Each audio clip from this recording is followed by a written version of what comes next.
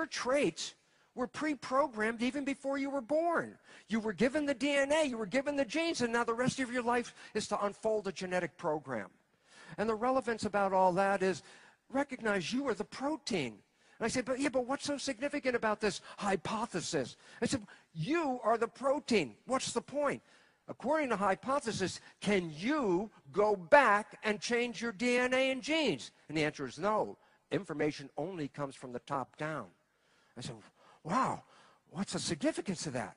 And I realized we don't control our lives. We're controlled by these molecules of DNA.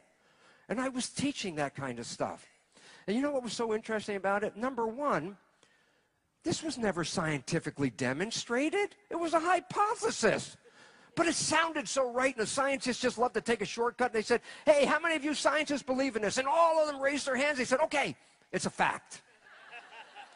And it's put in the textbook. And it was put in the books in 58, and then 68, and 78, and 88. And you're still reading it today. Why is this important?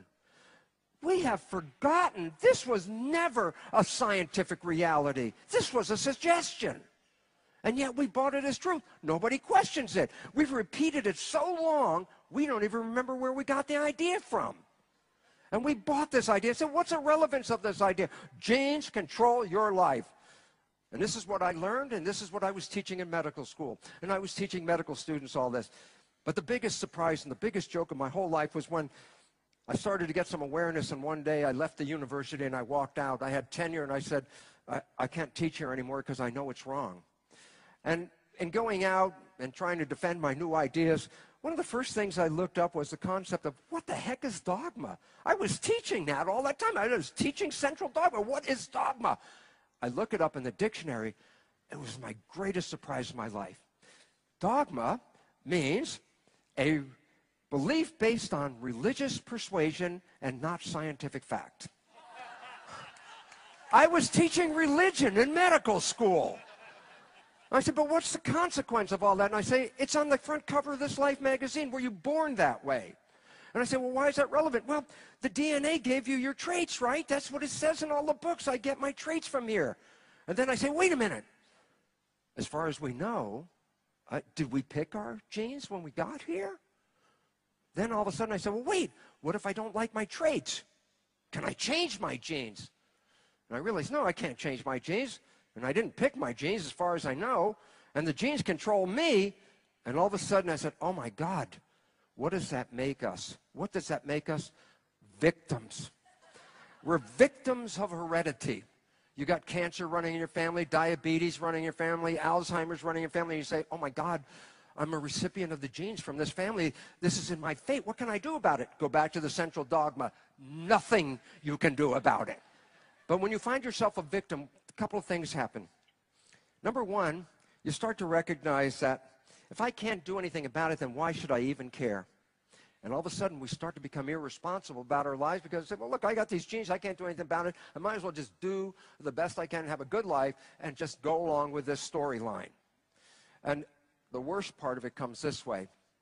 If I find that I'm a victim, then what do I need? And the answer is a rescuer. I need someone to help me because I can't do it myself. So I say, who's that? Welcome, the pharmaceutical industry. And we bought them and we pay them to fix us from something that we believe we have no control over. And the fact is, do genes really control our lives? Well, in the textbook, the genes are recognized to be in a structure called the nucleus. The nucleus is the largest so-called organelle, which means miniature organ, inside the cell. So the nucleus has all the genes. But then we look at the nucleus and we talk about it. It's in the textbooks. The nucleus is the brain of the cell. Well, why should the nucleus be the brain of the cell? And the answer is obvious. It's where the DNA is and all the decisions come from. So the nucleus is the brain of the cell, and we buy that. It controls the function of the cell. It's written in all the textbooks. And then I say something like this. I say, wait a minute. If you have a living organism and you remove the brain from that organism, what is the consequence? And the answer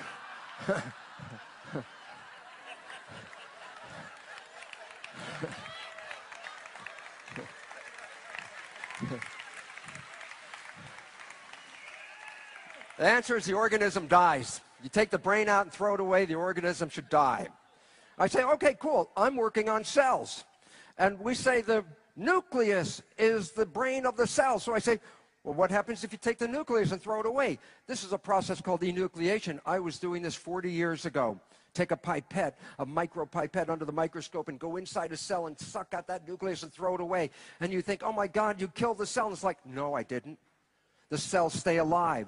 They stay alive for 2 or more months. And what? With no genes. They have a very complex lifestyle. They control themselves. They live in a community. They communicate with each other. They work with each other. They have a great life with no genes in it. And why is that relevant? Because how could I be teaching genes control life when organisms have a wonderfully controlled life with no genes in them at all? So the whole concept that the nucleus is the brain of the cell is completely false. And this leads to a fundamental fact of life, and I want to give you this fact of life because you've got to know this. Because after years of hearing that genes control things for you, and you are the victim of these genes, let me tell you something. What is a gene? It is a blueprint to make a protein. It's exactly what it is. It's a blueprint. I go, well, what's the relevance of that? I say, look, go to an architect's office. She's working on her blueprints. And you lean over her shoulder and you go, excuse me, is your blueprint on or off? And she would look at you like, on or off? There's no on and off to a blueprint. And I go, precisely. Because all of us have talked about genes turning on and genes turning off and genes controlling something. And guess what? They have absolutely zero, no control. They can't control themselves. They have no idea in the world what's going on, just as much as a paper blueprint doesn't have any idea what's going on in the world for itself. And yet we've given the power. We said genes control me. Genes turn on. Genes turn off. That is an outright fabrication. It is completely untrue. And why is that important? Stop being the victim of genes, because all they are blueprints. And the relevance is then we have to understand a new understanding about life. And I was fortunate enough in 1967 to be working on stem cells. That was 40 years ago. And what was relevant? There was only a handful of us in the entire world that even knew what a stem cell was 40 years ago. What is a stem cell? Let's just simplify it. It's an embryonic cell. But I can't call it an embryonic cell for this reason. The moment before you're born, I look at the cell and I say, ah, that's an embryonic cell. A minute after you're born, I look at the same cell and I go, oh, that's a stem cell. It's the same thing. You're all filled with embryonic cells. You say, but why would I have them? And the answer is very simple. Every day you lose hundreds of billions of your cells. They die from old age. They die from trauma. They die from being used. And you have to replace them. You have to every day replace hundreds of billions of your cells. Where do you think you get them from? Stem cells. Stem cells are embryonic cells that are in your body, and they're there to repair you and take care of you. And I said, well, what was my experiment? Well, it was so simple, and the results were so profound, it irritated all my colleagues. But I have to tell you about it. What I do is put one stem cell in a petri dish by itself, and it would divide every 10 or 12 hours. So first there's one cell, then there's 2, then there's 4, 8, 16, 32, and after a week I have 50,000 cells in the petri dish, but guess what? They're all genetically identical because they came from the same parent cell. I have 50,000 genetically identical cells. That's not the experiment. This is the experiment. Cells are like fish. They live in a fluid. And I have to make the aquarium fluid when I take cells out of the body and put it in a plastic petri dish. We call that fluid culture medium. And our best effort is to try to match the fluid inside the body that the cells are normally growing in so that they could find a happy environment. So here's what I do. I take my 50,000 cells, I split them into 3 different petri dishes. So I have 3 dishes with genetically identical cells in it. But here's what I do. I change the environment, the culture medium. I just change some of the composition of that culture medium a little bit. And guess what happens? In dish A, in environment A, the cells form muscle. I go, that's great, that's fun. I say, yeah, but in dish B with a different environment, the cells form bone. I go, wait.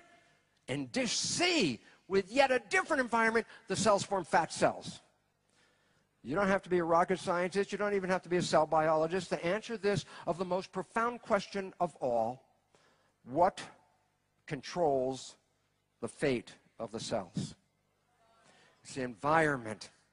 And this is so profound for a very simple reason. I take my dish of healthy cells, and I take it from a healthy environment, and I move it into a bad environment. What do you think happens? The cells get sick. They start to die. If I had a physician who studied cells and could actually do a home visit and came to look at my cells at home and look at my dish, and they go, "Oh, Bruce, your cells look kind of sick in that dish. I wonder what kind of medicine I should give them." And I'd say, "No, don't give them any medicine. You want to make the cells well? No medicine. Take the dish from the bad environment, move it to the good environment, and they instantly get well." The cells are a complement to the environment. And so the concept is this: if you're sick, it's a symptom to let you know you're not living in harmony in the world in which you're in. So all of a sudden it says there's a better way to heal ourselves, not that old-fashioned way. I said, well, how does it work? How does the environment control the genetics? So a long time ago, I was making a study of the cells, and I say, well, what am I doing? I'm adding signals, chemistry, let's say, into the Petri dish. The signals rain down upon the cells. Some of the signals attach to the cell membrane, the skin of the cell. I say, then what happens? The signal from the skin is sent inside the cell, and that signal is used to control the proteins which create behavior. That signal is used to control the chromosomes where heredity is. So I can activate behavior with environmental signals, or I can go in and activate the genes. Well, I was studying this 1975, 1980. Now there's new science. The new science is not focusing on the genes, it's focusing on the signal. The new science is actually called signal transduction. And what does that mean? It just means, how do you translate a signal into biology? Where and how is this occurring? And part of signal transduction is, how do the signals from the environment go in and affect the genetics? Well, it's a subdivision of signal transduction. It's called epigenetics. Epigenetics is the most profound, revolutionary science on this planet for a very simple reason. The old science was called genetic control. What does that mean? Control by genes. I go, well, that's really cool. I say, what about epigenetic control? Sounds like the same thing. It's like, it's so different. It's amazing. Why? Epi means above. When I say, what's the word for skin? It's called epidermis. Why? Because just underneath the skin is a layer called the dermis. So epidermis means the layer above the dermis, the skin. So now I say, what does epigenetic control mean? And the answer is simple. Control above the genes. And all of a sudden we started to realize, wait a minute, the genes are not in control. No, they never were in control. That was our belief system. It's epigenetic control. I said, well, how does the signal from the environment actually do this?